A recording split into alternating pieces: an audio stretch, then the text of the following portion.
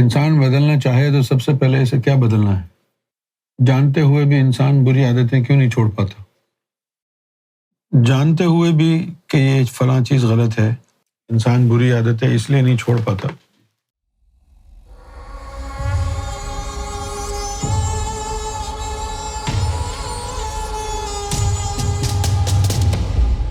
جانتے ہوئے بھی کہ یہ فلاں چیز غلط ہے، انسان بری عادتیں اس لیے نہیں چھوڑ پاتا، اس کو معلوم نہیں ہے کہ سدھرنا کیسے ہے۔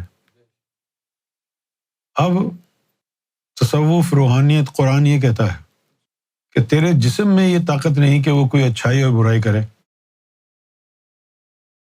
ایک شیطانی مخلوق تیرے اندر ڈالی ہے اس نے، لطیفہ نفس، اس کے بارے میں قرآن کہتا ہے کہ وہ برائی کروا لیتی ہے۔ اب تو چاہتا ہے کہ برائی سے رکے، اس مخلوق کو پاک صاف کر لے۔ قرآن مجید نے کہا قد افلح من زکاہا، اس راستے میں وہ کامیاب ہوا جس نے اپنے آپ کو پاک کر لیا۔ توبۃ النصوح بھی اسی کی ہے کہ جس نے اپنے نفس کو پاک کر لیا۔ بھئی گھر میں اگر کوئی بندہ ایسا ہے جو فتنہ فساد کر رہا ہے، اس کو نکال دو گھر سے باہر، گھر میں سکون ہو جائے گا۔ کراچی میں ایک ہمارے دوست تھا، اس کی 3-4 بہنیں تھیں، تو اس کے والدین نے بڑی بہنوں کو تو ہاتھ نہیں لگایا، وہ جو سب سے چھوٹی تھی اس کی شادی طے کر دی۔ اب بڑی بہن بڑی پریشان کہ دیکھو یہ والدین کیا کر رہے ہیں، ہمارا تو رشتہ کیا نہیں، چھوٹی والی کا کر دیا، اور وہ خوش۔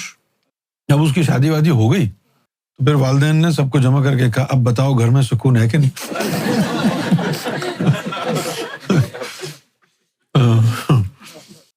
تو یہ چھوٹی بہن جو ہے اس کو پاک کرنا ضروری ہے نا، یہ جو لطیفہ نفس بیٹھا ہوا ہے، اس کو جب پاک کر لیا تو پھر برائی کرانے والا ختم ہو جائے گا۔ لیکن مصیبت یہ ہے کہ اسی کو پاک کرنے کے لیے 30 پارے اترے تھے، اس نفس کو ہی پاک کرنے کے لیے 30 پارے اللہ نے اتارے نا۔ جس سے تمہیں نفس پاک کرنا تھا اس میں تمہیں ٹکڑے ٹکڑے کر کے 72 فرقے بنا دیے۔ اب جیسے روزہ ہے، روزہ رکھنے سے نفس پاک نہیں ہوتا، پھر روزہ کیا ہے؟ روزہ پاکیزہ نفس کی مینٹیننس ہے، کہ کوئی اس میں کچرا وچرا سال میں آ جائے تو 30 دن کے رمضان کے روزے اس تھوڑے بہت کچرے کو نکال دیں، یہ مینٹیننس ہے اس کی۔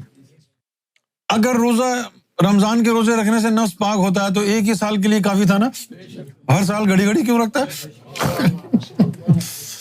مینٹیننس ہوا نا۔ اس کے لیے پھر 12 سال کا چلہ ہے پہلے زمانے میں، اب تو کوئی چلہ ولا نہیں کرنا چاہتا، اب لوگوں کو اللہ کی ضرورت ہی نہیں ہے، اب لوگوں کو چاہیے پیسہ، مال۔ یہ نہیں سمجھو کہ صرف بازاروں میں، شاپنگ مال میں لوگ مال کے متلاشی ہیں، تو مسجد میں بھی دنیا اور مال کے لیے بھرے ہوئے ہیں لوگ۔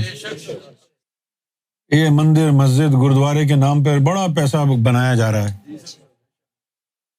کیا وجہ ہے کہ مسجد کی کمیٹی میں سارے امیر لوگ ہوتے ہیں، غریب نہیں ہوتے کمیٹی کے ممبر۔ وہ جو جیتا مل ماسک تھی، اس کی کمیٹی کا جو چیئرمین تھا وہ اسماعیل فوم والا تھا، جس کا بہت بڑا کارخانہ تھا۔ جس مسجد میں چلے جاؤ بڑے بڑے امیر لوگ کمیٹی کے ممبر ہوں گے، غریبوں کو کیوں نہیں رکھتے؟ کیونکہ وہاں پیسہ بنانا ہے نا، پیسہ بنانا ہے نا۔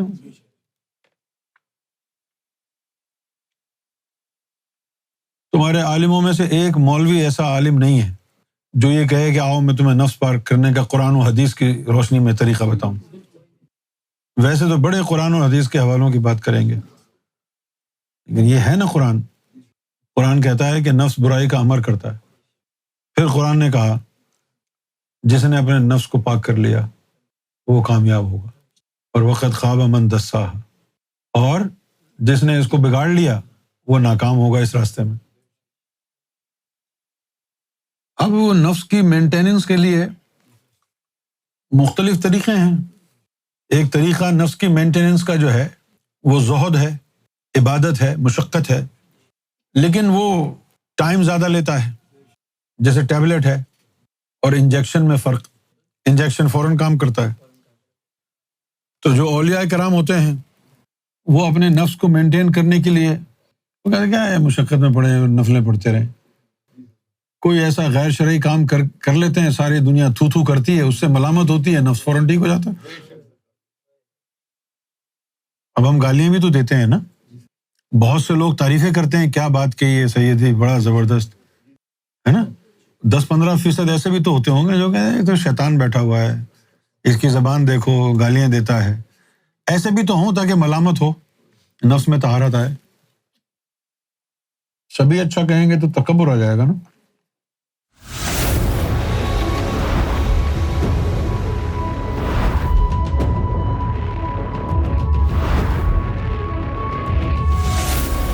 Amra TV, the place to connect with God.